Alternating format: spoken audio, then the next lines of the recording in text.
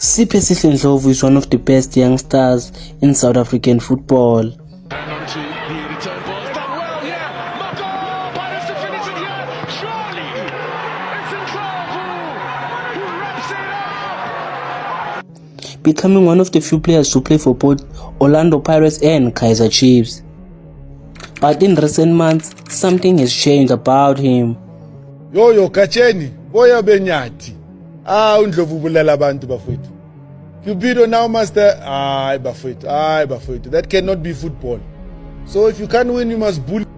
In the two big matches against Orlando Pirates and Mamelodi Sundowns, Ndlovu was playing scrappy football.